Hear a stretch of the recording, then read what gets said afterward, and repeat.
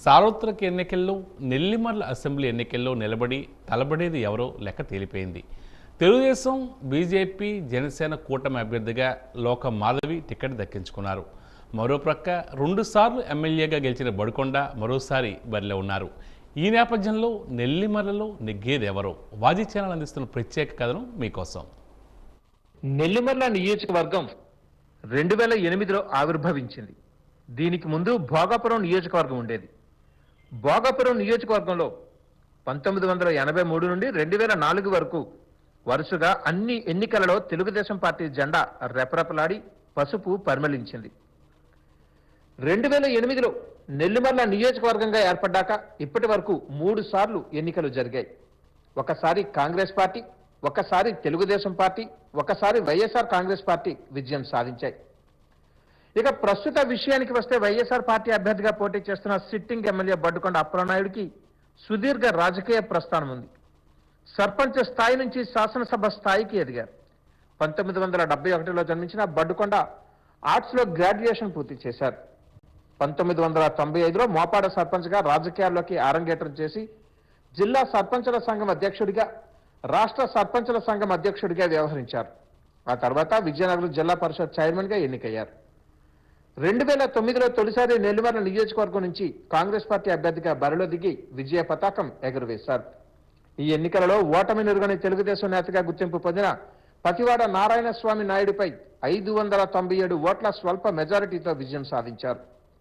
ఇదే ఎన్నికలలో ప్రజారాజ్యం పార్టీ అభ్యర్థిగా పోటీ చేసిన కందుల రఘుబాబుకు 30% ఓట్లు రావడంతో తెలుగుదేశం పార్టీ 0.4% ఓట్లు తేడాతో ఓడిపోయింది.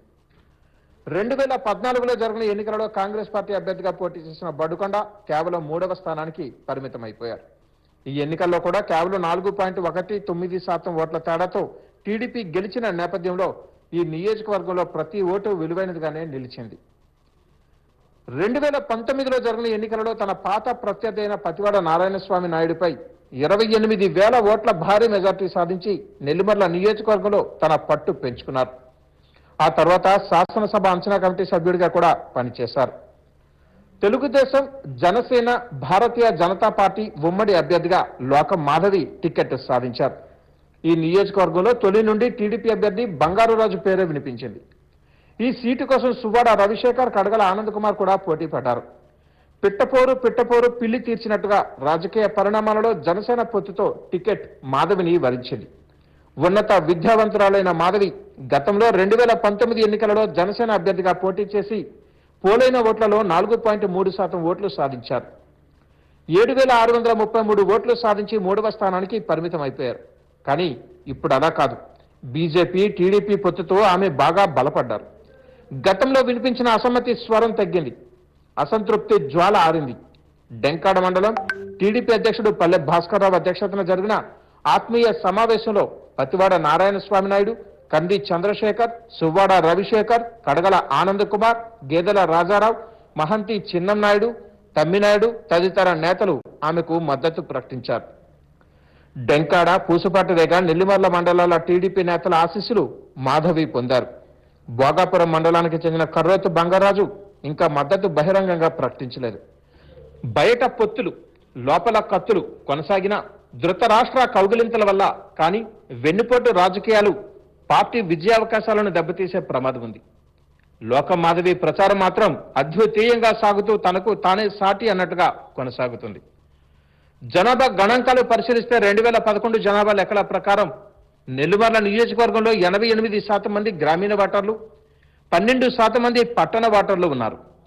17,613 మంది ఎస్సీ ఓటర్లు, 1,506 మంది ఎస్టీ ఓటర్లు ఉన్నారు. తాజా గణాంకాల ప్రకారం నెల్లిమర్లలో 2,11,970 మంది ఓటర్లు ఉన్నారు. వారిలో పురుషుల కంటే మహిళలే ఎక్కువ మందిలో ఉండడంతో ఎన్నికలలో మహిళల కీలక పాత్ర పోషించే అవకాశం ఉంటుంది. గతంలో గెలిచిన అభ్యర్థుల గురించి పరిశీలిస్తే ఈ నియోజకవర్గంలో ఎక్కువ సార్లు కాపు సామాజిక వర్గానికి చెందిన అభ్యర్థులు గెలవడం విశేషం. 28 ఏళ్లుగా సుదీర్ఘ రాజకీయ ప్రస్థానాన్ని కొనసాగిస్తూ సిట్టింగ్ ఎమ్మెల్యేగా మరోసారి బరిలో దిగుతున్న బడుకొండ అప్పలనాయుడికి తెలుగుదేశం పార్టీ, భారతీయ జనతా పార్టీ, జనసేన కూటమి అభ్యర్థిగా బరిలో దిగుతున్న లోక మాధవికి మధ్య గట్టి పోటీ ఉంటుందని చెప్పక తప్పదు.